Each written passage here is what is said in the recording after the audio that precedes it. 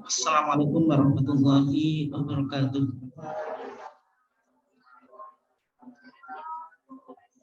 Alhamdulillahi wahdah wassalatu wassalamu ala man la nabiyya ba'dah amma ba'd.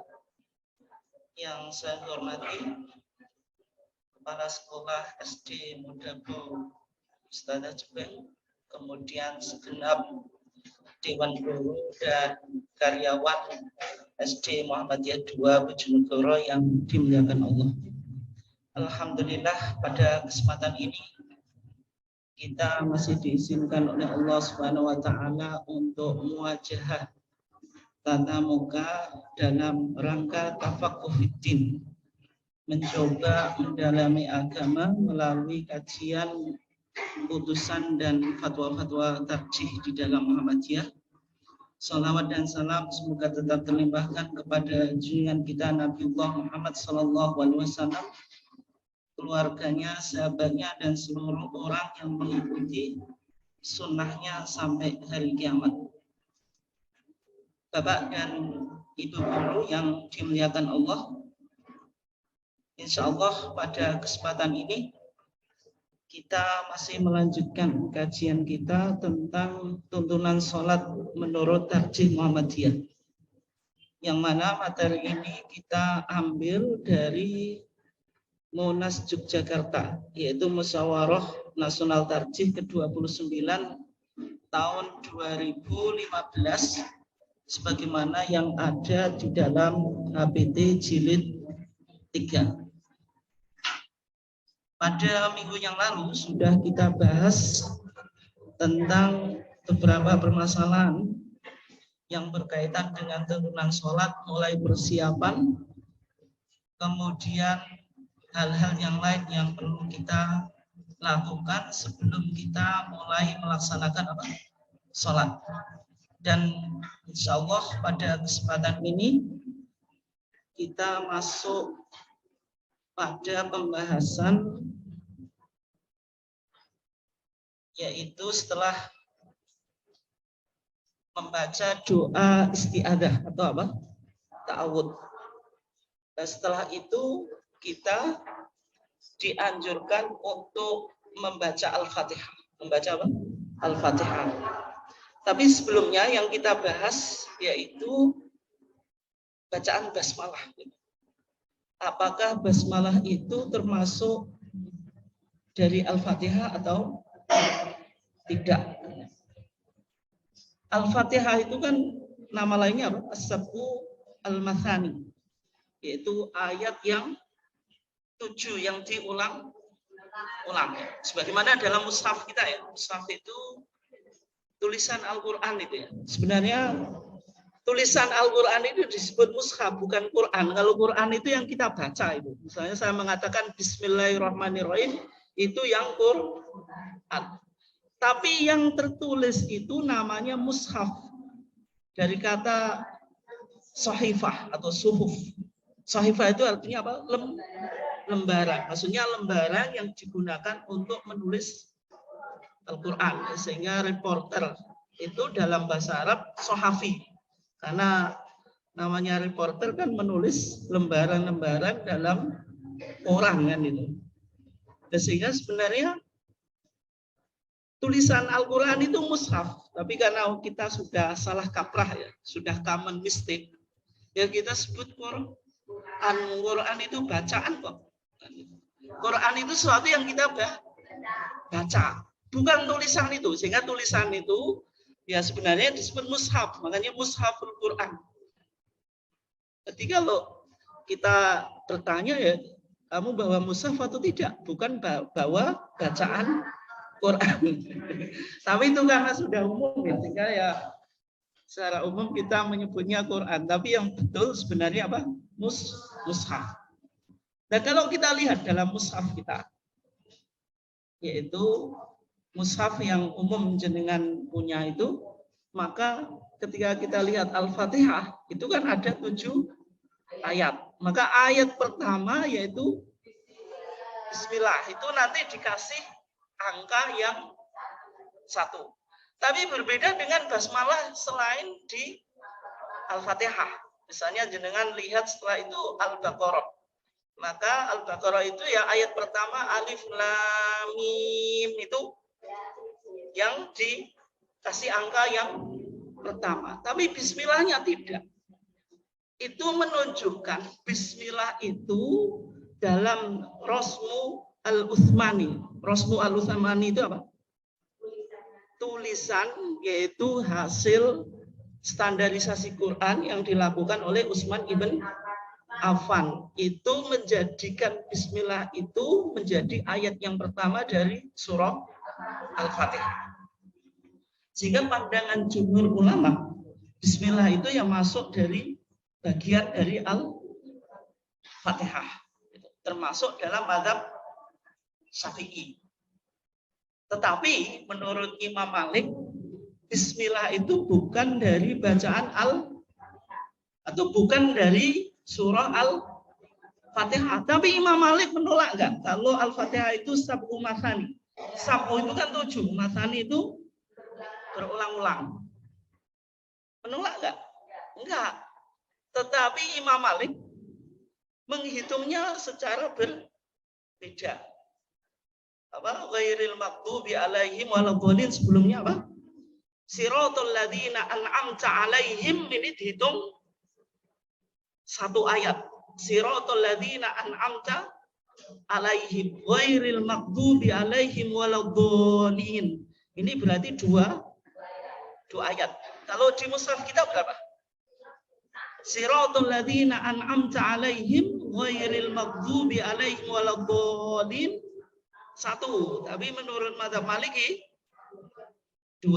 Tapi bismillahnya tidak dihitung. Bisa dipahami atau enggak? Ini ilmu loh, bukan kalau jenengan mengajarkan murid ya enggak usah sampai sini ya, nanti malah bingung kan. Malah ngeluh. Niki piye Qur'ane kok beda? Bukan beda. Al-Qur'annya sama. Nah, sehingga dalam mazhab Maliki bismillah itu bukan dari Al-Fatihah. Sehingga orang sholat membaca bismillah di sholat wajib hukumnya makruh. Tapi sekedar ilmu saja lah, nggak usah jenengan yakini ya. Nanti jenengan pahami semacam itu disampaikan di masyarakat ya jadi masalah ini. Ini ikut mazhab apa ini? Padahal dalam pemahaman kita apa? Bismillah itu ya termasuk Al-Fatihah. Dan bahkan menurut sebagian umat Islam di Indonesia, orang yang baca bismillah siron saja dianggap tidak baca Al-Fatihah. Sehingga kalau ada imam yang bismillahnya itu siron, dia mufaraqah. Mufaraqah itu apa? Memisahkan diri dari jamaah. Ini pernah kejadian pada saya sendiri. Dulu ketika saya masih menunggu ibu saya di rumah sakit umum ini. Saya pernah sholat isya, karena ada masjidnya itu. Terlambat saya, nggak ikut jamaah yang awal. Akhirnya bikin jamaah sendiri. Saya ketika baca bismillahnya itu siron, karena saya kebetulan jadi imamnya itu. Ada makmum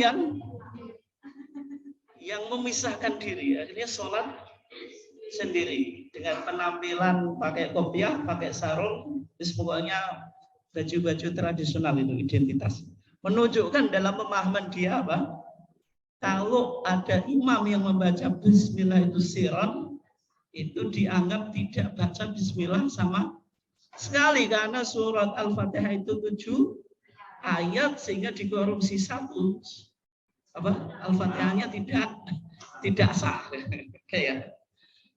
Nah, dalam pandangan tarjih, ini baik di APT jilid 1 maupun jilid 3.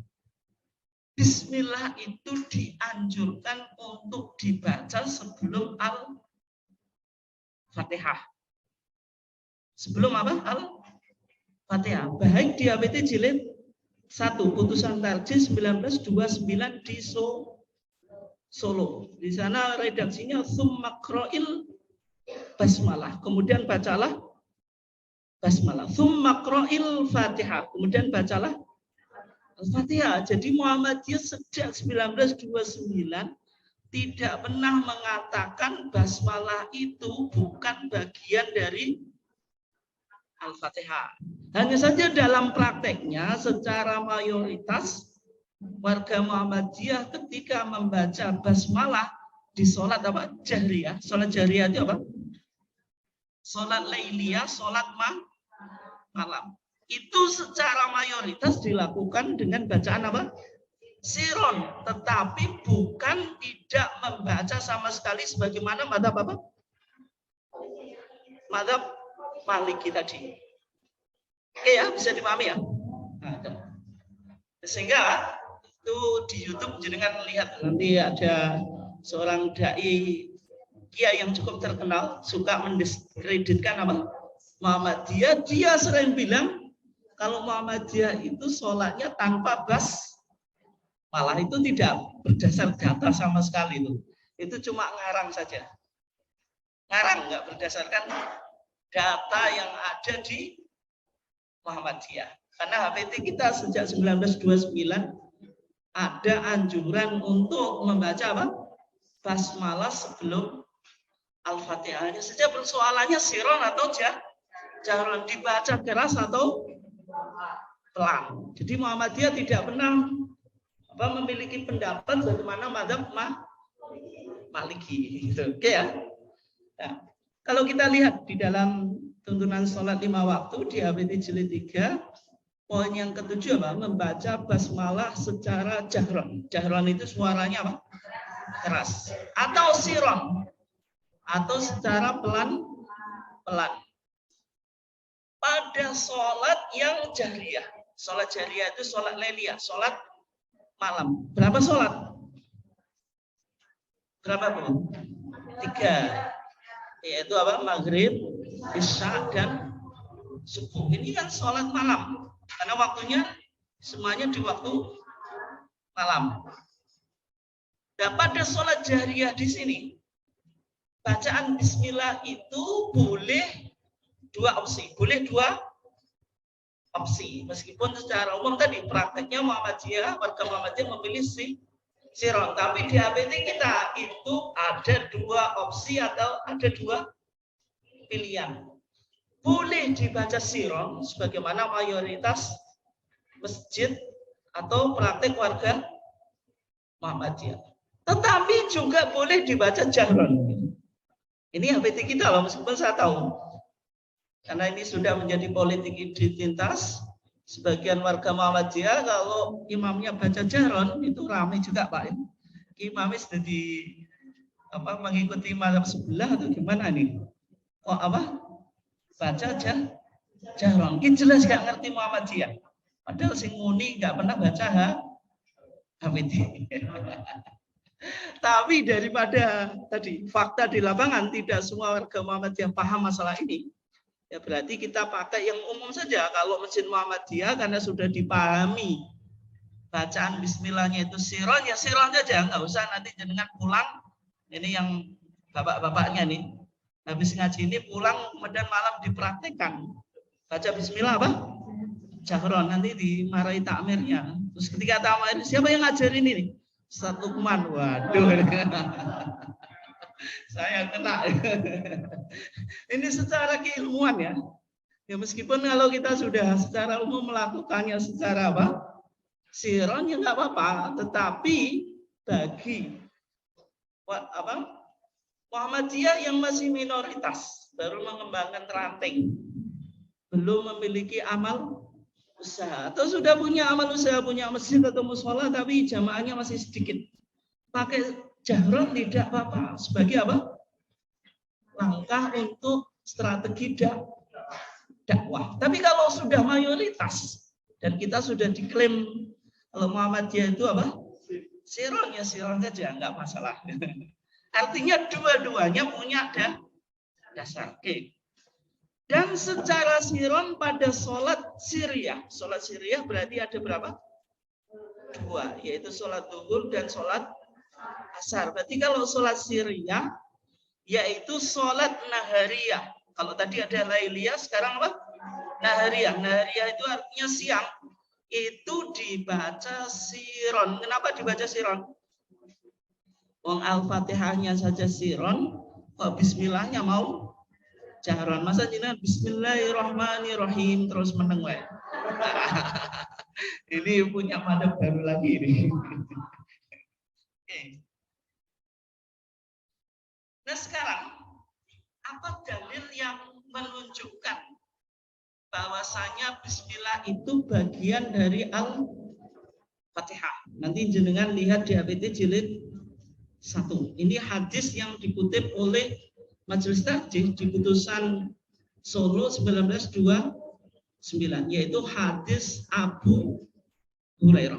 Hadis siapa? Abu Hurairah yang diriwayatkan oleh Imam Nasai, Ibnu Huzaimah, Ibnu Hibban, Al-Baihaqi, Daruqutni, At-Tahawi, Ibnu Abdul Bar, Al-Khatib, Al-Baghdadi, dan hadis ini disahihkan oleh Al-Imam Hakim, disepakati oleh Imam Adzabi, dan juga disepakati oleh muhakkik yaitu Al-Arnaud, tetapi didhaifkan oleh Syekh Albani. Tapi tetap digunakan dalil oleh Majelis Tarjih meskipun didhaifkan oleh Syekh Nasruddin Albani karena yang mensahihkan lebih banyak. Oke. Artinya ini bisa masuk kriteria sunnah makbulah. Sehingga di HPT jilid 1 nanti jenengan yang punya itu Bu atau Pak. HPT jilid 3 kan belum punya ya. Lihat aja HPT jilid 1. Hadis Abu Hurairah yaitu dari sahabat Nu'aim Al-Mujmir. Qala, kata Nu'aim Al-Mujmir, salat siapa saya? Wara'a Abu Hurairah, di belakang Abu Hurairah. Faqara'a, maka membaca siapa? Abu Hurairah. Bismillahirrahmanirrahim. Membaca apa? Basmalah.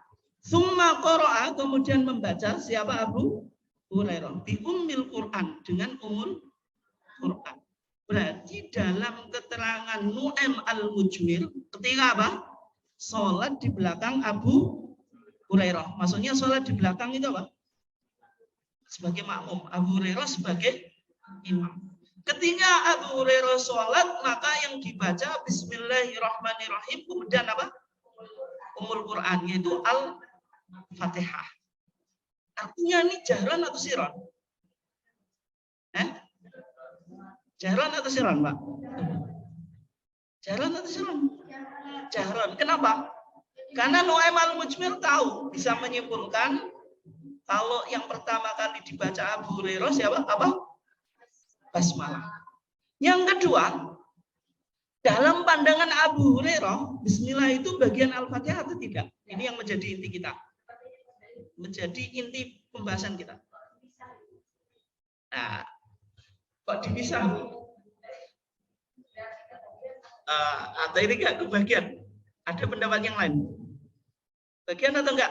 Pak atau Bu? Atau jenengan sepakat mengikuti mazhabnya Bu Kiki?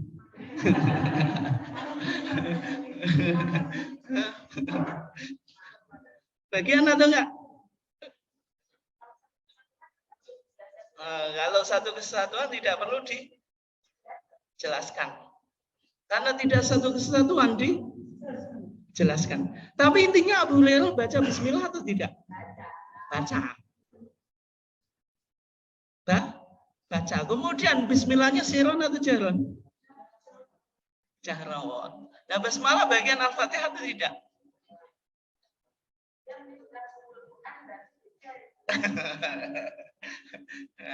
Abu Hurairah menyebutkan dalam riwayatnya Ummul Quran kemudian basmalah. Apakah ini satu atau tidak? Beda atau sama? Jawabannya sama. Nah, kok sama? Ummul Quran itu nama lain dari Al-Fatihah. Kalau Nu'aim Al-Mujmir menjelaskan yang dibaca itu Bismillahirrahmanirrahim, karena di sini ada khilaf. Bismillahnya itu siron atau jahron. Ini yang dipertegas. Tapi bukan berarti Bismillah itu bukan Ummul Quran atau bagian Al-Fatihah. Karena buktinya apa? Buktinya di mushaf saja. Mushaf itu ayat pertama apa? Bismillah. Kemudian ada hadis, meskipun hadisnya ini statusnya diperdebatkan ya, artinya segi kualitasnya. Nanti jenengan lihat di Bulughul Maram. Rasulullah bersabda, "Idza qara'tumul Fatihata." Apabila kamu membaca apa? Al-Fatihah. Faqra'u, maka bacalah kamu Bismillahirrahmanirrahim fa innaha ihda ayatiha. Sesungguhnya bismillah itu salah satu dari ayatnya. Apakah ini bismillah dengan Al-Fatihah beda? Sama, tetapi kan ada khilaf di posisi basmalah. Apakah bagian Al-Fatihah atau tidak? Tapi ketika dipertegas, ya berarti bagian dari Al-Fatihah. Oke ya? Nah, intinya di sini, bismillah itu bagian dari Al-Fatihah. Sehingga majelis tarjih ketika menetapkan bismillah itu bagian dari Al-Fatihah memakai hadis Abu Hurairah. Oke. Yang menjadi pertanyaan, Pak Atub, hujjah atau argumentasi di dalam menetapkan hukum di dalam agama, hujjahnya itu harus dari Rasulullah atau boleh dari seorang sahabat?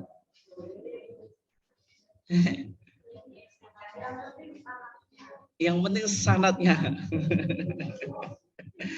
Maksudnya yang dijadikan dasar di dalam kita beragama atau menetapkan hukum itu harus perkataan Rasulullah, perbuatan Rasulullah, atau boleh perkataan atau perbuatan sahabat.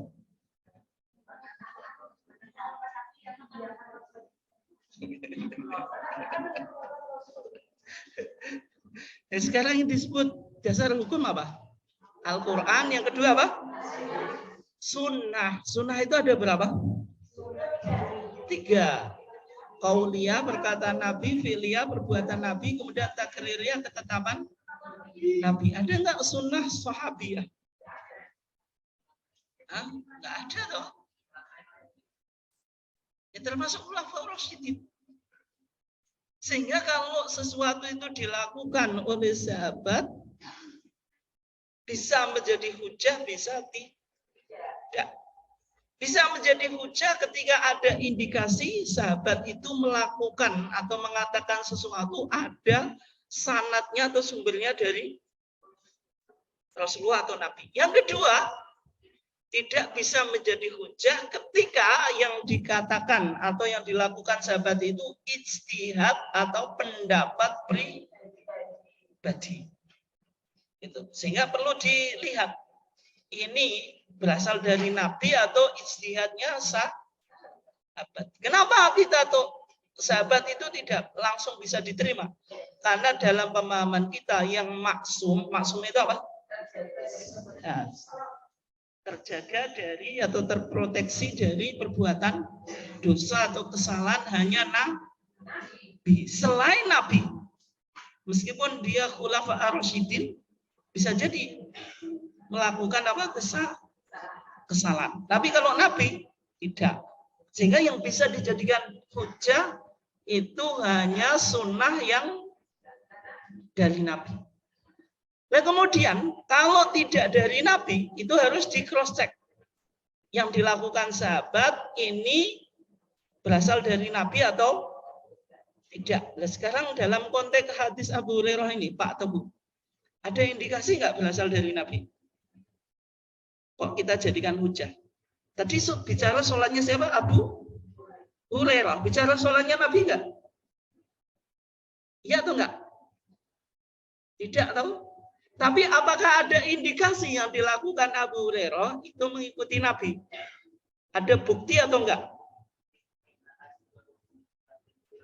Nah itu ketika salam wa idza sallama, ketika sudah salam qala Abu Hurairah menyatakan apa yang dilakukan tadi, yaitu salat yang ia lakukan. Walladzi nafsi biyadihi, demi zat yang jiwaku berada di tangannya. Inni stuhune ingsun iku la asbahukum, yakti teman-teman sing paling apa? Serupa di antara kamu apa nih salatnya bi Rasulillah dengan Rasulullah. Artinya Abu Hurairah menjelaskan apa yang ia lakukan itu apa? Menyerupai apa yang dilakukan oleh Rasulullah. Coba Abu Hurairah bilang apa? Inilah asbahukum. Sesungguhnya saya orang yang paling menyerupai di antara kamu sholat dan bi Rasulillah. Sholatnya dengan Rasulullah. Ini sombong atau enggak Pak Teguh? Aku ki lho sing paham sholatnya Nabi. Terus yang paling mirip sholatnya Nabi. Sombong enggak Pak Teguh?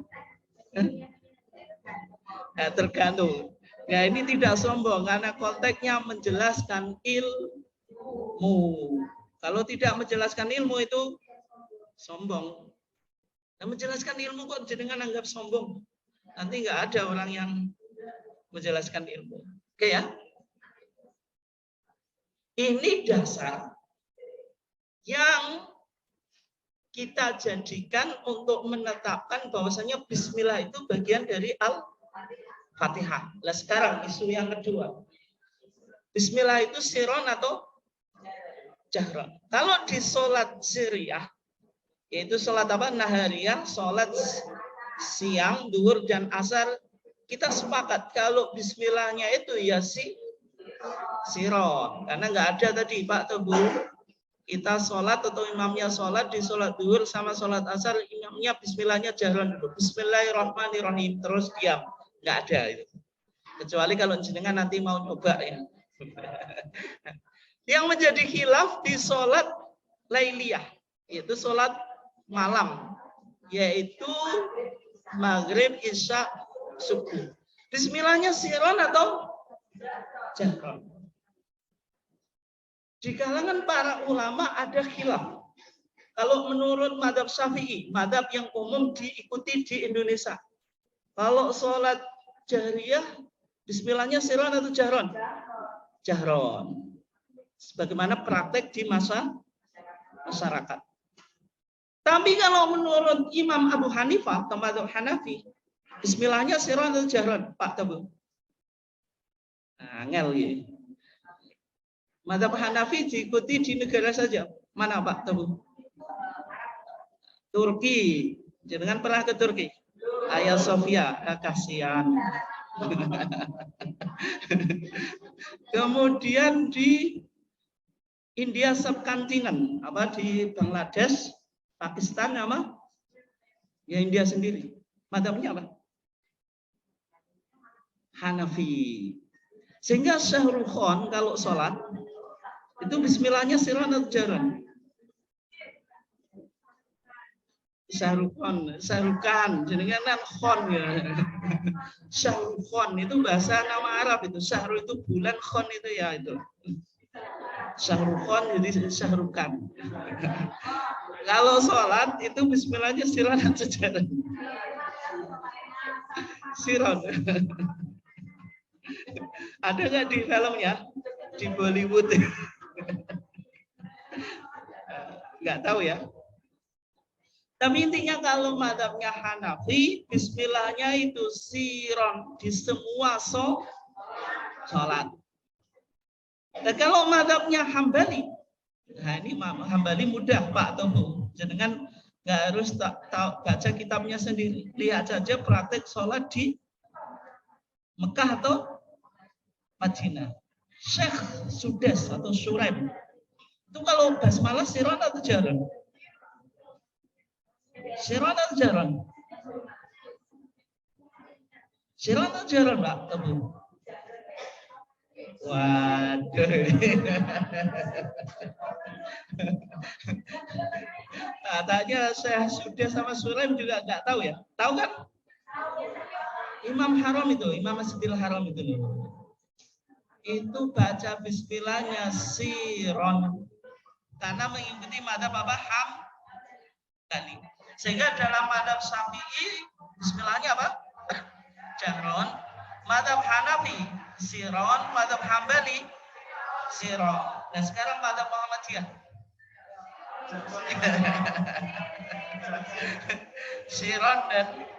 siron dan jahron. Ya. Jadi dalam metodologi Ijtihad Muhammadiyah itu melihat ada dua hadis yang kontradiktif. Ini penting Pak atau Bu, ini metodologi ya. Ketika ada dalil yang kontradiktif. Kontradiktif itu apa? Bertentangan. Ada beberapa hadis yang mengatakan Nabi baca apa? Siron. Ada keterangan beberapa hadis yang menyatakan jahron. Dua hadis sama-sama dari Nabi itu bertentangan. Yang kita lakukan apa Pak Tebu?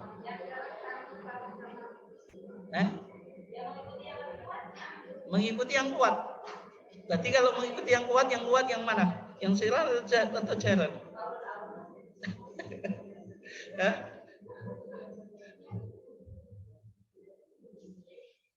Mengikuti yang mana? Wis, daripada bingung kita baca dulu ya. Ini jenengan biar apa? Paham ya. Kalau jenengan paham ini wis rakaprah ya. Maksudnya mengikut apa? Pemahaman agamanya luar biasa. Karena sudah bisa mendiskusikan dalil. Bukan naiknya sudah levelnya naik, bukan sih penting katanya jere Pak Kiai wis gak. Oke, yang pertama ya. Ini dua dalil atau beberapa dalil yang menunjukkan bacaan bismillah itu apa? Jahron. Jahron dulu. Kita mulai jahron dulu ya. Pertama hadis Abu Hurairah yang sudah kita bahas tadi. Ketika Nu'aim al-Mujmir itu sholat di belakang Abu Hurairah. Maka Abu Hurairah itu apa? Faqara'a bismillahirrahmanirrahim tsumma qara'a bi ummil Quran. Kesimpulan kita, praktek sholat Abu Hurairah, bismillahnya siron atau jahron? Jahron. Karena Nu'aim al-Mujmir bisa tahu apa yang dibaca oleh Abu Hurairah. Kalau Abu Hurairah baca siron, maka Nu'aim al-Mujmir tidak mungkin memberi keterangan yang diawali itu apa? Bismillah. Berikutnya, hadis Ummu Salamah. Siapa Ummu Salamah? Ini riwayat Ahmad, Abu Dawud, Turmudi, Hakim, Baihaqi, Ishaq ibn Rahaweh, Daruqutni, Ibnu Abi Syaibah, Tabrani, Tohawi, Ibnu Abdul Bar, Al-Khatib, Al-Baghdadi. Oke ya. Ketika Ummu Salamah ditanya an qiraati Rasulillah, tentang bacaan sholatnya Nabi. Ummu Salamah ditanya apa Pak Tuhu? Tentang bacanya sholat Nabi. Ini contoh seorang sahabat yang faqihah, ahli fikih, menjadi muftiyah, pemberi fatwa. Jadi tidak hanya didominasi oleh laki-laki. Buktinya siapa? Ada Ummu Salamah. Ini dijadikan referensi dalam bidang keagamaan oleh para sahabat. Sehingga ketika para sahabat ingin tahu bagaimana bacaan Rasulullah itu di dalam sholat, yang ditanya siapa? Ummu Salamah. Ini penting Bu ya. Soalnya sekarang itu semuanya didominasi oleh perempuan ya. Wanita itu hanya bisa mendominasi di rumah saja Bu. Suaminya apa? Tunduk dan patuh Bu ya. Guyon. Di sini apa? Ummu Salamah jadi referensi. Ketika ditanya tentang apa? Bacaan sholat Nabi di dalam sholat ya. Maka Ummu Salamah memberikan keterangan apa? Kana yuqatti'u, Nabi itu memotong qira'atahu, bacaannya ayatan. Dibaca satu ayat. Artinya tidak diwasolkan. Yang diawali oleh Rasulullah apa? Bismillahirrahmanirrahim. Ini ayatan, satu ayat. Alhamdulillahirabbil alamin dan seterusnya. Berarti praktek Rasulullah dalam membaca Al-Fatihah itu dibaca ayatan. Ayat demi ayat. Diawali dari apa? Bismillahirrahmanirrahim. Kesimpulannya apa? Bismillah itu dibaca apa? dibaca jahron. Dibaca apa? Jahron. Oke. Berarti dari hadis Abu Hurairah dan Ummu Salamah memberi penjelasan bismillah itu dibaca apa? Jahron. Hadis ini yang digunakan oleh mazhab siapa tadi? Syafi'i yang mengatakan basmalah itu jahron. Artinya mazhab Syafi'i punya dalil nggak? Punya dalil nggak? Punya. Sebagaimana hadis Abu Hurairah dan Ummu Salamah. Oke, hadis berikutnya.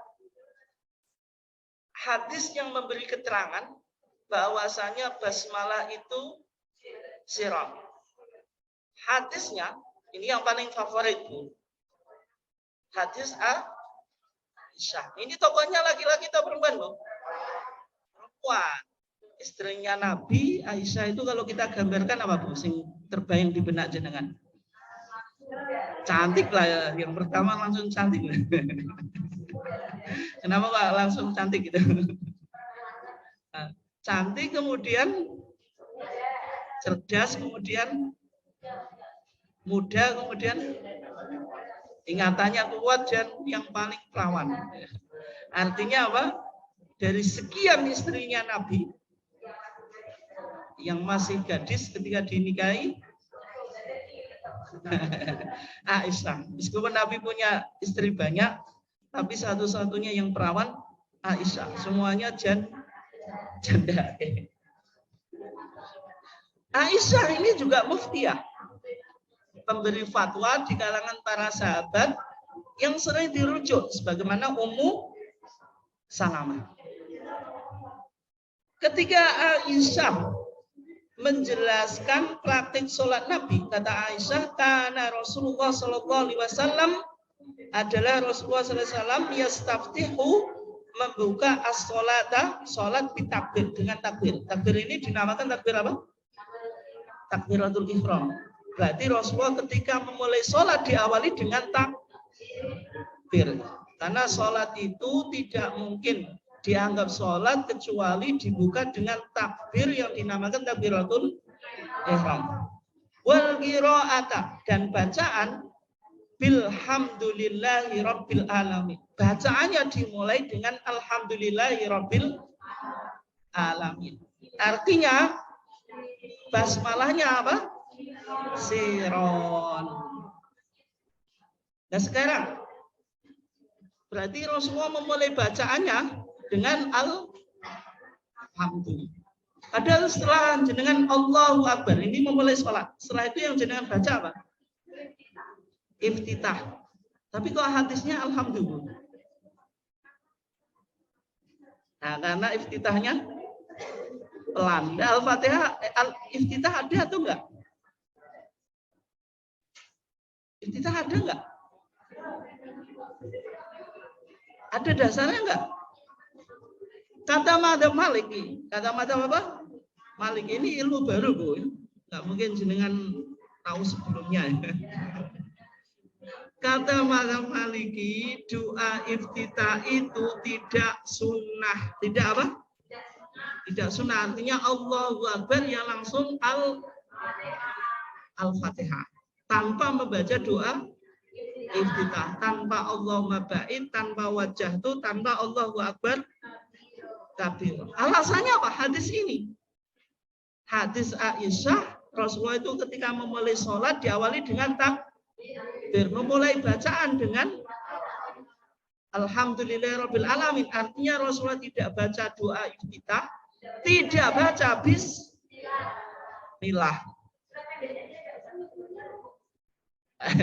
Enggak ada, itu nanti panjang. Enggak di sini. Kalau jenengan suruh jawab, argumentasi madhab Malik ini kuat enggak?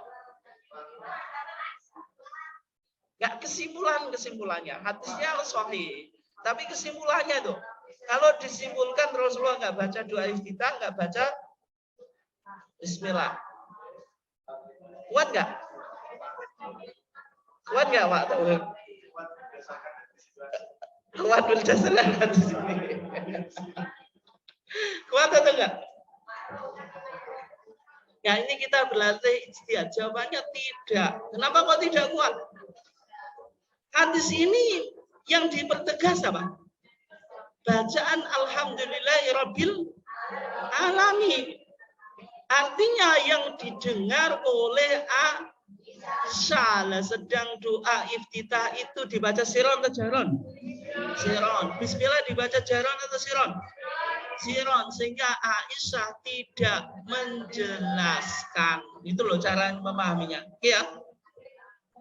Jadi level kita tidak bukan ini hadisnya kuat atau tidak, tapi sudah istimbat. Istimbat itu apa? Cara memahami dalil. Ya. Dalil itu kan perlu dibaca, teks itu kan perlu dibaca. Sehingga istimbat atau kesimpulannya mazhab Maliki itu tidak kuat karena yang ditekankan oleh Aisyah itu bacaan yang jahron. Sedangkan doa iftitah itu siron. Kemudian apa? Bismillah siron, ta'awud siron. Dan mazhab Maliki bilang itu yang hilang iftitah hilang, basmalah hilang, ta'awud hilang. Tapi nggak usah dipraktekkan ya. Ini hanya menyebutkan madhab saja. Oh, yang penting bikin cepet tuh. Ya, suatu saat nanti bisa dipakai ya madhab Maliki. Ya, meskipun buru-buru ya karena Al-Fatihah Bismillah itu kita pahami bagian dari Al-Fatihah ya tetap dibaca. Oke, hadis berikutnya. Hadis Anas ibn Malik, riwayat Imam Muslim, An-Nasa'i, Ahmad, Ibnu Khuzaimah, Ibnu Hibban, Abu Uwanah, Baihaqi, Abd Ibn Humaid, kemudian Daruqutni. Kata Anas, sholat saya ma'a Rasulillah bersama Rasulullah. Kalau ma'a Rasulillah itu maksudnya yang jadi imam siapa? Rasulullah. Sholat itu sholat sapa ingsun ma'a Rasulillah ing dalam sertane Rasulullah. Wa Abi Bakr dan Abu Bakar, wa Umar dan Umar, wa Utsman dan Utsman. Falam asma' maka tidak mendengar siapa saya, maksudnya Anas ibn Malik. Ahadan seseorang minhum dari mereka yaqra'u membaca Bismillahirrahmanirrahim. Artinya keterangan Anas, siapa? Anas. Pernah sholat di belakang siapa? Rasulullah, Abu Bakar, Umar, Utsman. Berarti khulafa Rasyidin kecuali Ali. Semuanya tidak membaca Bismillahirrahmanirrahim. Artinya ini Bismillahnya masih dibaca atau enggak? Masih, tetapi dibaca sirah. Oke. Berarti kesimpulannya apa, Pak? Ada dua hadis yang kontradiktif. Yang pertama, hadis Abu Hurairah dan Ummu Salamah menjelaskan Bismillah dibaca apa? Jahron. Yang kedua, hadis Aisyah dan hadis Anas ibn Malik dibaca apa? Siron. Dua hadis yang secara validitas, otentisitas, semuanya sama-sama valid atau sahih. Dan keduanya menjelaskan praktik yang dilakukan oleh Rasulullah. Yang menjadi pertanyaan, mungkinkah Rasulullah melakukan dua hal yang kontradiktif? Jadi nah, kalau Rasulullah melakukan dua hal yang kontradiktif, berarti bukan wahyu. Karena syarat wahyu itu apa? Tidak boleh kontradiktif. Kalau Al-Quran kontradiktif, berarti ya Al-Quran gagal sebagai wahyu. Nah, Nabi ketika menjelaskan syariat secara kontradiktif, berarti gagal menjadi Rasul. Sehingga yang kita lakukan apa? Secara teologis, Al-Quran tidak mungkin salah, hadis tidak mungkin salah. Yang salah itu mungkin cara kita dalam memahami teks atau nas, baik dari Quran dan hadis. Ketika ada dua hadis yang memberikan keterangan secara kontradiktif, Bagaimana cara pembacaannya, Pak Toko? Ini penting loh. Jenengan kalau sudah paham ini yes, luar biasa. Yang kita tempuh metodologinya apa, Pak Toko? Namanya metode taufiki. Metode apa? Sinkronisasi. Nah, jadi kalau ada dua hadis yang kontradiksi atau kontradiktif, maka kita menggunakan metodologi atau metode yang disebut taufiki atau sinkronisasi. Ada tahapannya, Pak Togu. Ini penting kan? Dan ini syarat menjadi ulama. Kalau ulama nggak tahu ini loh, metode taufiki ya berarti dia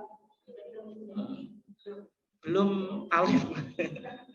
Yang pertama ditempuh al-jam'u wa taufik. Al-jam'u wa taufik. Al-jam'u itu mengumpulkan ya, taufik mensinkronkan. Artinya apa? Mencoba dua hadis itu diterima. Karena semuanya dianggap berasal dari Nabi atau Rasul. Tetapi keduanya dilakukan sinkronisasi atau harmonisasi. Dilakukan apa? Sinkronisasi dan harmonisasi. Cara mensinkronkan atau mengharmonisasikan gimana Pak atau Bu? Nah, dua-duanya diamalkan. Berarti bagaimana cara mengamalkan keduanya? Ya terkadang siron, terkadang jahron. Atau keduanya dipilih. Pokoknya kadang milih siron, kadang jahron. Oke ya, bisa dipahami ya. Itu namanya apa? Al-jam'u wa taufik. Kalau al-jam'u wa taufik ini tidak bisa ditempuh, karena tidak mungkin misalnya terkadang siron, terkadang apa? Jahron. Sehingga terpaksa harus memilih dalil yang kuat. Ini sebagaimana yang disampaikan Bu Kiki tadi. Cuma memilih dalil yang kuat untuk diamalkan. Dalil yang dhaif ditinggalkan. Itu yang disebut apa? Tarjih. Majelis tarjih itu ya berasal dari sini. Berarti kalau kita melakukan tarjih itu hanya memilih dalil yang paling kuat. Konsekuensinya apa? Ketika dilakukan tarjih, ada dalil yang digugurkan karena hanya memilih satu yang kuat. Tapi kalau al-jam'u wa taufik, dua dalil sama-sama dipakai. Yang lebih aman yang mana? Al-jam'u wa taufik. Tapi ketika memungkinkan, ketika tidak memungkinkan ya terpaksa harus ditarjih. Oke? Ini yang kedua. Ketika tidak bisa ditarjih dan diketahui historitas atau sejarah munculnya ada dalil. Berarti ada dalil mutaqaddim, ada dalil yang awal. Dalil yang awal. Ada dalil mutaakhir, dalil yang baru atau yang belakangan. Maka ditempuh an-nasakh. Nasakh itu apa? Nah, karena baca ini ya. Nasakh itu menghapus. Ada namanya teori abrogation. Abrogating dan abrogated. Bahasa Inggrisnya agak itu. Itu namanya an-nasakh. Artinya apa? Dikaji, diteliti mana dalil yang dulu, bukan yang kuat. Yang kuat itu tadi apa? Tarjih. Dalil yang dulu dan dalil yang terakhir. Itu diteliti. Tapi cara menelitinya, pendekatannya secara tarikhiyah, secara historitas. Karena kan berkaitan dengan sejarah munculnya dalil. Contoh nasikh dan mansukh. Maka dalil pertama itu disebut mansukh, dalil yang dihapus tidak dipakai, dalil yang baru disebut nasikh, dalil yang menghapus. Maka ada istilah nasikh dan mansukh. Contohnya apa? Yang paling mudah. Makan biaya. Biaya itu dop ya, bukan ziarah kubur. Nabi bilang, "Ma kuntu nahaitukum an ziyaratil kubur ala fazurna." Dulu saya melarang kamu dari ziarah kubur. Berarti ada keterangan Nabi itu awalnya melarang ziarah kubur. Kemudian berikutnya Nabi ala fazurna memerintahkan. Berarti dalil yang dulu melarang, dalil yang baru memerintah. Ada imperatif jatuh setelah apa? Setelah prohibition. Prohibition itu larangan. Hukumnya apa? Ketika ada perintah jatuh setelah larangan. Wah, bisa memahami Pak atau enggak? Ada perintah jatuh disampaikan setelah larangan. Kalau bu atau Pak, jenengan ngomong ke anaknya, "Le, ojo mangan tempe. Ojo mangan tempe." Ini kan larangan toh. Suatu saat, bergontak jenengan tahu, dulu memang pernah melarang karena alasannya Pak, tempe mahal. Nah, jika anaknya suka tempe, nanti uangnya bisa. Le, ojo mangan tempe. Jenengan tahu kalau tempe itu enak, uangnya sudah banyak sekarang. Le, awakmu mangan tempe. Menunjukkan apa? Menunjukkan boleh. Makanya apa? An-nahyi al-amru ba'dan nahyi yufidu apa? Al-ibahah. Ketika ada apa? Larangan jatuh setelah, ketika ada perintah jatuh setelah larangan menunjukkan hal itu boleh. Berarti ziarah kubur yang asalnya tidak boleh menjadi boleh. Logikanya semacam ini. Bisa diikuti nggak? Nah, itu ya. Itu nas. Ketika tidak bisa dilakukan nase, maka tawakuf. Tawakuf itu apa? Menghentikan penyelidikan sampai ditemukan dalil yang memuaskan. Iya. Karena dalam menetapkan hukum itu kan harus ada dalil. Memuaskan itu maksudnya memberi keterangan yang meyakinkan gitu loh. Oke ya. Tawakuf ini sering ditempuh oleh ulama. Misalnya majelis tarjih mentawakufkan hukum, nanti jenengan baca kitab jenazah. Orang yang meninggal ketika dikuburkan itu dihadapkan kemana Pak atau Bu? Kiblat. Diarahkan ke arah kiblat. Kepalanya ditaruh di mana kalau konteks Indonesia? Di utara. Wajahnya dihadapkan kemana? Kiblat. Berbaring kayak miring, kayak kita tidur atau sholat ketika berbaring dengan lambung yang kanan. Nah, hukum menghadapkan mayat ke kiblat itu hukumnya apa? Wajib atau sunnah? Atau yang jelas ada tuntunannya atau tidak? Ada. Meskipun kita belum jenengan nggak sampai kesimpulan mau wajib atau sunnah. Tapi kalau dalam mazhab Syafi'i hukumnya apa? Wajib. Ketika majelis tarjih menjelaskan tentang bahwasanya mayit itu dianjurkan untuk dihadapkan mustaqbilal kiblat, menghadap kiblat, maka di sana tidak disebutkan dalilnya. Majelis tarjih hanya memberi keterangan tawaqqafa majlisut tarjih fihi. Majelis tarjih tawakuf. Artinya apa? Tidak menemukan dalil tentang tuntunan mayat itu dikuburkan dengan menghadap kiblat.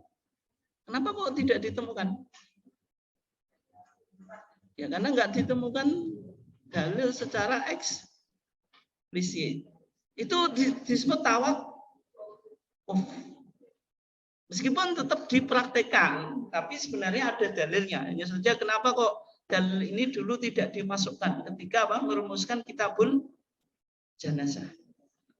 Dalam hadis Abu Dawud, Nabi itu pernah ditanya, "Mal kabair ya Rasulullah?" Apa itu kabair? Kabair itu apa? Dosa besar. Rasulullah menjawab sab'un, dosa besar itu 7. Wa dzakara minha, Rasulullah menjelaskan di antara dosa besar itu apa? Istihlal al-bait al-haram. Kalau umat Islam ini atau seseorang itu sudah menghalalkan Baitul Haram, tidak lagi mensakralkan, itu menjadi dosa besar. Contoh tidak mensakralkan Baitul Haram apa Pak?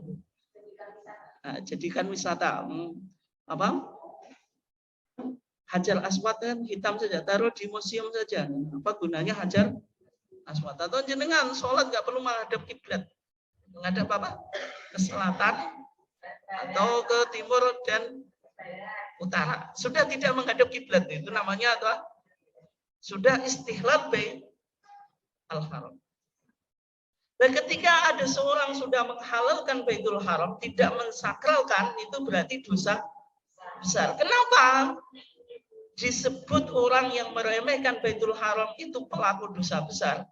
Rasulullah menjelaskan apa? Kiblatukum ahya'an wa apa? Amwatan. Karena Baitul Haram itu kiblat kamu dalam hidup dan mati. Hidup ketika kita apa? Sholat. Mati ketika dikubur. Ya, sehingga tadi orang yang meninggal dihadapkan ke kiblat wujuban atau hatman. Wajib, bukan wajah. Wajahnya dihadapkan kiblat, tapi hukumnya wajib. Sehingga kalau misalnya ada orang yang meninggal itu tidak dihadapkan ke kiblat, membelakangi kiblat berarti menghadap ke selatan, ke timur, atau mustalqian, apa terlentang menghadap ke atas. Misalnya dikubur pakai peti. Nah, meskipun kemarin banyak kejadian, tapi karena itu darurah ya, ketika musim pandemi itu. Dan juga pihak rumah sakit karena nggak begitu memperhatikan agama, pokoknya dipeti ya. Tanpa dipikirkan nanti mayat itu sirahnya menghadap kemana. Secara umum nggak dikasih bantal ya. Ini ada beberapa cerita ketika saya ngaji, ada yang mengeluh. Ya. Tapi saya jawab karena apa? Darurah yes, mudah-mudahan dimaafkan. Tapi kan seharusnya pihak rumah sakit kan bisa apa? Memiringkan. Kenapa kok rumah sakit tidak sampai pada perhatian semacam itu? Seperti dipeti kan. Kenapa kok sisi keagamaannya tidak diperhatikan? Nah, itu kan menjadi PR kita. Oke. Nah, ketika mayat itu tidak dikuburkan dengan menghadap kiblat, kemudian sudah dikuburkan, perlu digali lagi atau enggak? Hah? Kalau ada mayit dikuburkan dengan tidak menghadap kiblat, misalnya menghadap ke atas karena ditaruh di peti tadi, atau menghadap ke timur misalnya, membelakangi kiblat, sudah terlanjur dikuburkan, digali lagi atau tidak? Kalau wajib ya digali lagi, tetapi selama mayit itu belum berubah, belum busuk. Ya, kalau sudah busuk, sudah berapa hari digali, ya apa gunanya? Nanti jasanya juga merenteli. Oke ya. Nah, itu contoh tawakuf. Oke. Dari 4 metode ini, Pak atau Bu, harus dilakukan secara berurutan. Yang pertama al-jamu wa taufik. Kenapa kok al-jamu wa taufik? Mengharmoniskan atau mensinkronkan? Karena al-jamu wa taufik itu lebih aman, tidak punya konsekuensi. Kenapa kok tidak punya konsekuensi? Karena kedua dalilnya diamalkan, berarti dua-duanya yang berasal dari Rasulullah diamalkan semuanya. Yang kedua, at-tarjih. Ketika tidak bisa disinkronisasikan, diharmonisasikan, terpaksa dilakukan apa? Tarjih. Berarti tarjih dipilih dalil yang kuat. Dalil yang tidak kuat ditinggalkan. Kayak dilakukan Muhammadiyah dalam masalah kunut. Kunut itu kan ada keterangan Nabi itu dulu kunut. Ada keterangan Nabi sudah meninggalkan kunut. Dua-duanya kan tidak bisa disinkronkan, Pak atau Bu. Misalnya cara mensinkronkan apa? Sehari kunut, sehari tidak, kan nggak bisa. Ini kunut subuh loh. Sehingga harus dipilih satu. Muhammadiyah sejak 1972 memilih tidak kunut, meskipun sebelumnya kunut ya. Itu harus kita akui karena di data-data HPT kita semacam itu. Nah, mazhab Syafi'i juga menempuh tarjih, tapi tarjihnya apa? Tarjihnya apa? Kunut. Kalau mazhab apa? Syafi'i. Itu contoh apa? Tarjih. Nah, kemudian kalau diketahui historitasnya, ditempuh apa? An-nasakh. Kemudian tawakuf. Nah, sekarang praktek. Ini secara metodologi atau teori pembacaan dalil yang kontradiktif. Dengan metode apa? Taufiki atau sinkronisasi. Dilakukan secara berurutan. Nah, sekarang praktek langsung. Dalam kasus bacaan basmalah siron atau jahron, maka yang kita tempuh apa dulu, Pak Teguh? Pertama apa? Al-jam'u wa taufik. Bisa enggak? Bisa enggak? Dalam kasus basmalah tadi? Bisa. Cara al-jam'u wa taufiknya gimana? Dua-duanya diamalkan. Dan praktik Rasulullah gimana? Kalau dua-duanya diamalkan. Nggak, praktik Rasulullah kira-kira apa? Bagaimana kalau kita disuruh kalau sholat sendiri tidak pakai, kalau berjamaah pakai. Berarti otomatis jamaah itu jarak semuanya lah.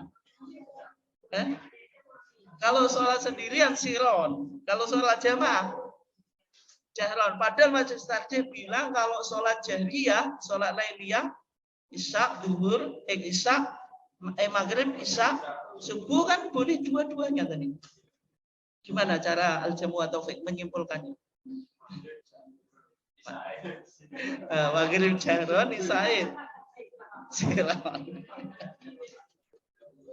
Enggak, gimana Bu? Teman. Cara melakukan al-jamu wa taufik berarti disimpulkan Rasulullah itu dalam prakteknya terkadang jahron, terkadang siron gitu. Terkadang apa? Jahron, terkadang siron. Tapi kalau menempuh cara tarjih, sebagaimana mazhab apa? Mazhab siapa? Syafi'i. Merojihkan dalil Abu Hurairah dan Ummu Salamah yang mengatakan jahron. Sedangkan hadis Anas itu ditakwil. Ditakwil itu apa? Ditafsirkan. Maksudnya Anas itu, karena Anas itu kan ketika itu sudah dewasa atau masih kecil, Pak Teguh?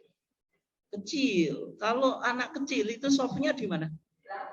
Di belakang. Kalau dulu imam sudah pakai speaker enggak? Belum.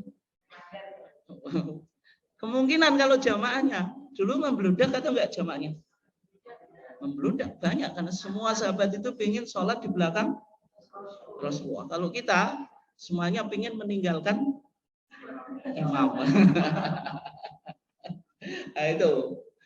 Sehingga Anas bin Malik dianggap karena posisinya masih kecil ya sofnya di belakang, kemungkinan nggak mendengar bacaannya. Nabi itu pendapatnya mazhab apa? Syafi'i. Tapi bagi Imam Abu Hanifah, karena hadis Anas dan hadis Aisyah, apalagi ini konteksnya Aisyah. Aisyah itu kan dianggap apa? Seorang sahabat yang paling tahu apa yang dilakukan oleh Rasulullah. Baik secara privat dan publik. Itu pentingnya siapa? Aisyah. Hal-hal yang privat, Bu. Itu yang bisa ngasih tahu ya Aisyah. Itu. Sampai Aisyah bisa menjelaskan apa? ragam varian pelaksanaan sholat malam yang dilakukan oleh Rasulullah. Sahabat yang lain itu aksesnya tertutup loh Pak atau Bu. Nah, sholat malam itu secara umum dilakukan oleh Rasulullah di rumah atau di masjid? Di rumah. Kalau di rumah saksi kuncinya siapa? Istrinya siapa? Aisyah.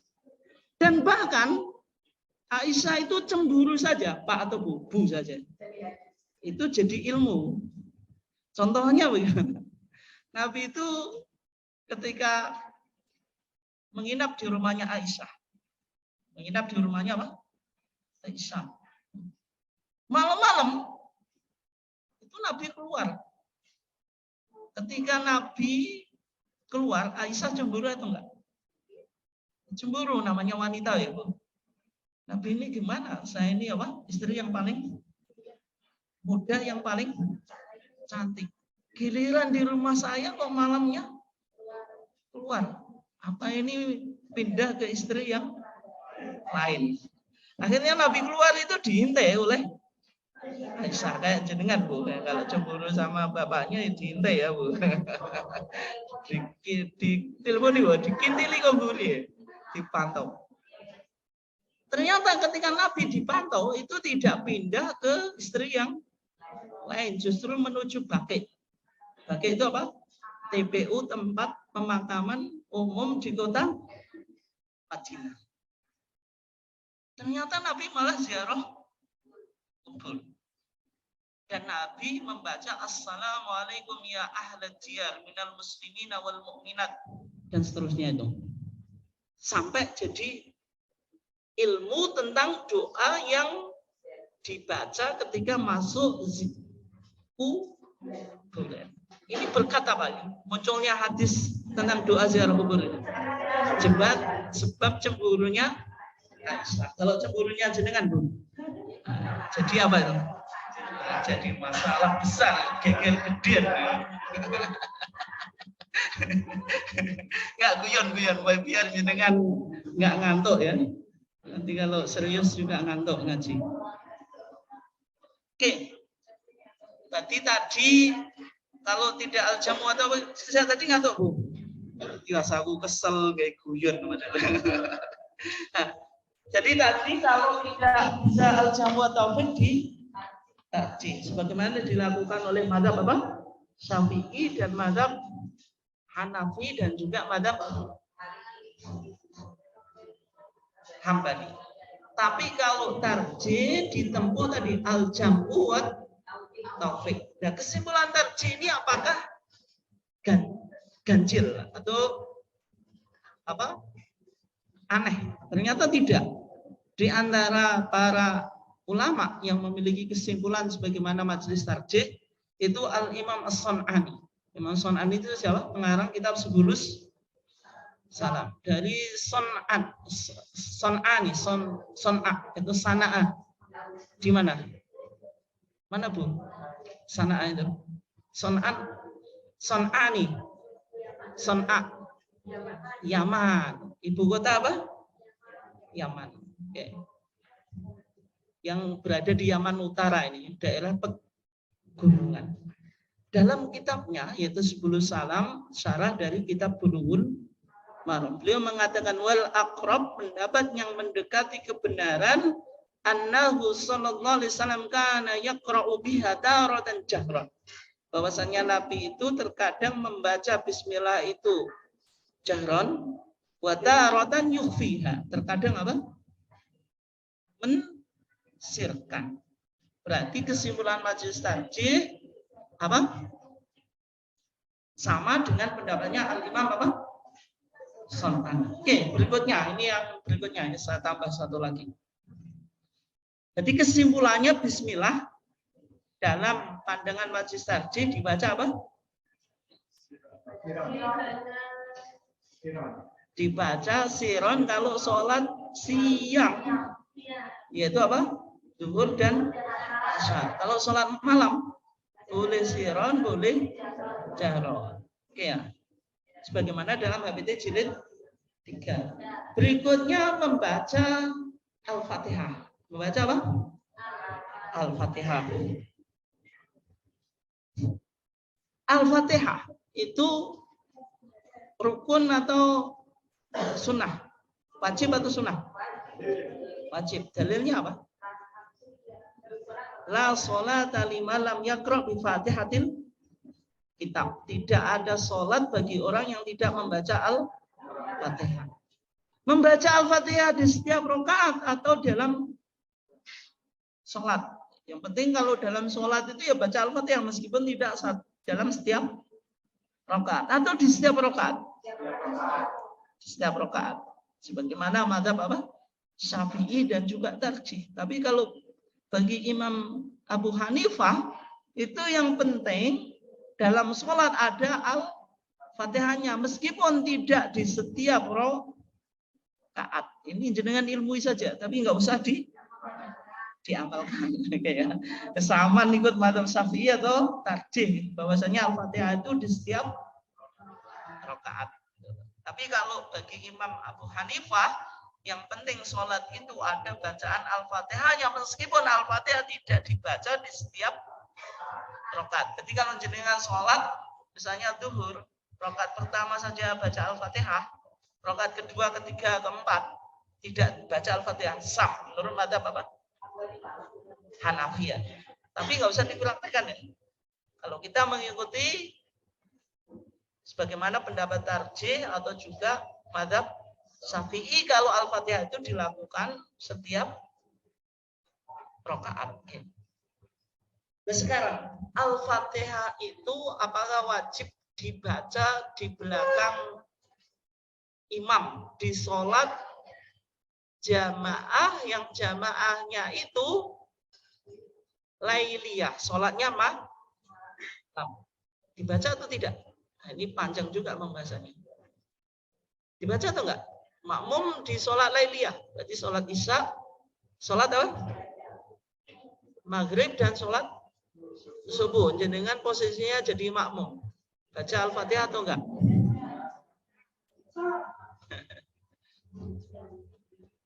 Baca atau tidak?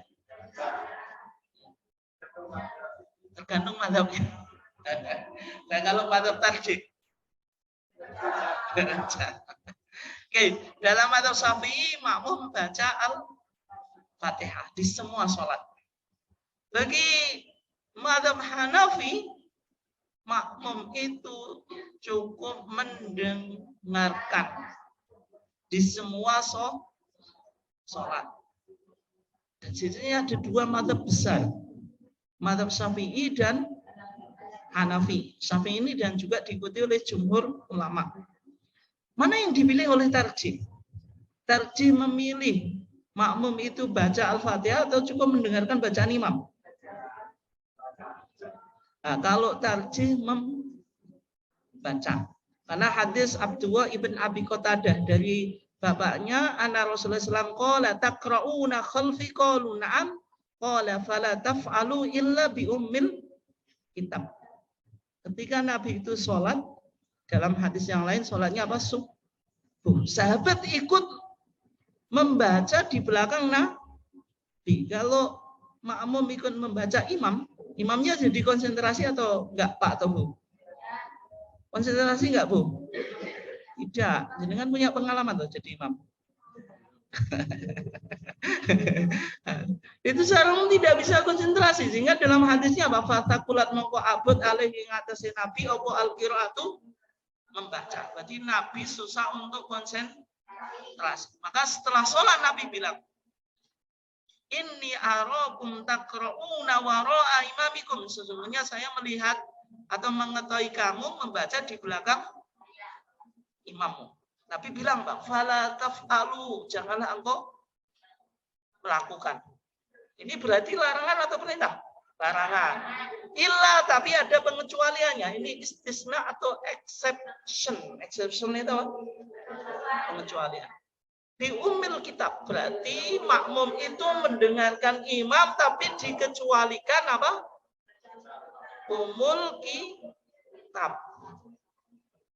Berarti dikecualikan apa? Umul kitab. Berarti makmum baca surat atau enggak? Tidak boleh membaca kok. Kecuali Al-Fatihah. Saya tanya, pertanyaannya kan makmum baca surat atau enggak? Ya tidak.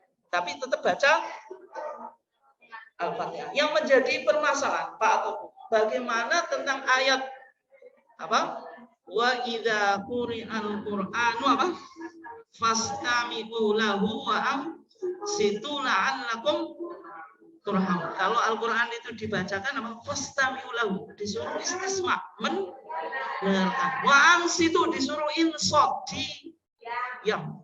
Jadi mendengarkan, karena mendengarkan itu tidak bisa kecuali dengan diam. Berarti sikapnya mendengarkan terus diam. Kalau jenengan tidak diam, bisa mendengarkan nggak? Jenengan ini, saya ngaji, jenengan nggak diam, bisa mendengarkan saya? Makanya tadi apa pas? Tami'ulahu disuruh mendengarkan. Dan mendengarkan itu tidak mungkin terrealisasi tanpa insot. Insot itu apa? Diam. Oke ya? La'allakum apa? Turhamun, supaya mendapatkan rahmat. Ayat ini kan menganjurkan kalau kita mendengarkan Quran disuruh itu. Mendengarkan, kalau kita mendengarkan Quran disuruh apa? Ya mendengarkan, ikut mendengarkan dan diam. Dan kalau dalam sholat gimana? Kalau disuruh baca Al-Fatihah. Kata Imam Abu Hanifah, ini kan Quran, sedangkan tadi hadis bilang apa? Tetap suruh baca Al-Fatihah. Al-Quran bilang apa? Fastami'u lahu situ. Semua bacaan wa idza quri'al Quran. Quran itu kan termasuk Al-Fatihah, ya termasuk surat. Sehingga Quran sama hadis posisinya lebih tinggi mana? Quran. Sekarang kalau Quran itu dilalahnya, apa ini lebih pusing nanti jenengan. Dilalah itu implikasi lafat. Implikasi lafat itu apa? Implikasi atau indikasi lafat atau tag itu. Kalau Quran itu qotiyah itu certainty, pasti.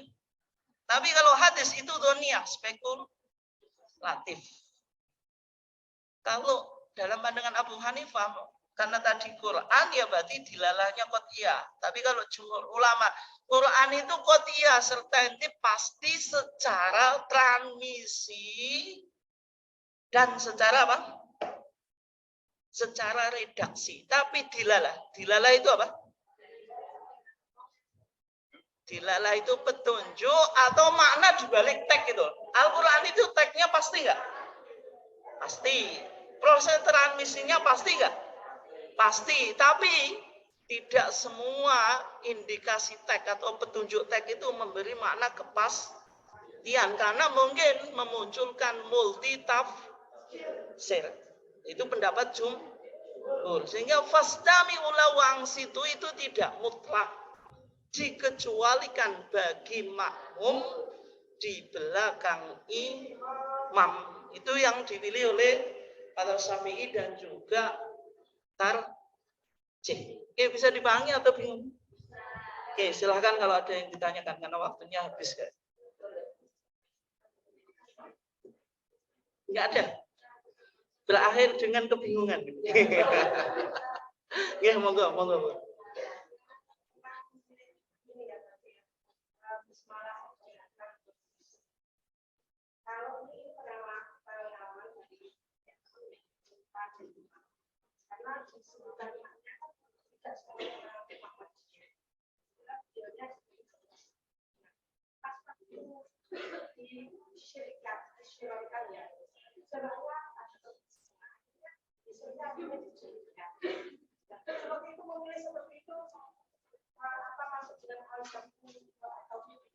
Ya.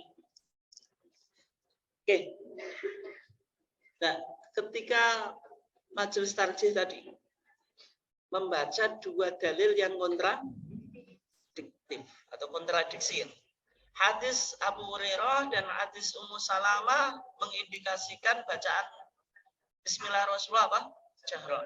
Hadis Aisyah dan hadis Anas ibn Malik mengindikasikan bacaan Rasulullah apa? Sirron. Yang ditempuh majelis tarjih apa? Al-jam'u wa taufiq. mengharmoniskan dua dalil ini sehingga dua-duanya boleh diamalkan dan disimpulkan. Terkadang Rasulullah sirron dan jahron. Ternyata pendapat tarjih ini tidak janggal karena Imam As-Sun'ani dalam 10 salam juga sudah memiliki pendapat seperti itu. Itu di HPT jilid 3 kita. Sebagaimana dalam tuntunan sholat 5 waktu ini ya. Sehingga itu pendapat resmi Muhammadiyah. Ketika Muhammadiyah tidak menempuh tarjih, tarjih itu hanya memilih dalil yang kuat. Misalnya dikuatkan yang siron, sebagaimana madzhab apa? Hanafi dan Hambali. Atau sebagaimana madzhab Syafi'i dipilih yang kuat itu yang jahron. Ketika Muhammadiyah menempuh al-jam' wa taufiq, itu juga memiliki faidah untuk strategi dakwah, Pak Tobu. Dan Muhammadiyah keluar dari politik identitas. Karena selama ini kan terjadi politik identitas yang besar-besaran di masyarakat. Ciri orang Muhammadiyah bismillahnya siron. Ciri yang lainnya jahron. Bahkan kunut saja. Kunut itu kalau sudah menjadi politik identitas juga menjadi masalah, Pak Tobu. Padahal dalam madzhab Syafi'i rukun sholat itu berapa jumlahnya? Jumlahnya berapa? 17 ketika menghitung tumak ninah di 4 tempat. Kalau tidak ya hanya 13. Karena tumak ninah itu ada 4 tempat, yaitu apa? Di ruku', i'tidal, sujud, duduk di antara 2 sujud. Ada enggak di antara 17 itu al-kunut? Kunut. Ada enggak? Tidak. Sehingga kunut itu hukumnya sunnah. Suatu yang sunnah ketika ditinggalkan membatalkan sholat enggak? Tidak, karena sudah menjadi politik identitas. Kelompok yang tadi menjadikan kunut itu sebagai identitas, berani nggak meninggalkan kunut? Tidak. Kalau tumak nina itu ditinggalkan biasa, padahal tumak nina itu rukun atau wajib. Tapi karena kunut sudah menjadi politik identitas, wah celaka ini kalau meninggalkan kunut. Padahal kunut itu tidak pernah menjadi rukun sholat. Itu kalau sudah terjebak pada politik identitas. Sehingga di HPT jilid 3 itu kita lebih fleksibel. Dalam artian ketika warga Muhammadiyah mengembangkan ranting ya, belum banyak jamaahnya. Punya musola atau musolanya itu belum wakaf Muhammadiyah. Artinya hanya dikelola oleh orang Muhammadiyah. Membaca basmalah secara jahron itu bisa menjadi strategi dakwah. Artinya kita bisa menarik simpati masyarakat yang secara umum bermadzhab apa? Syafi'i. Dan juga dalam konteks ketarjihan ketika kita membaca basmalah jahron menyelisih tarjih enggak? Tidak. Karena putusan tarjih membolehkan. Nah, adapun yang sekarang warga Muhammadiyah menganggap identitas Muhammadiyah itu siron, ya karena mungkin dia belum punya tarjih dan belum mengkaji tarjih saja. Oke ya. Ada yang lain atau kita cukupkan ya?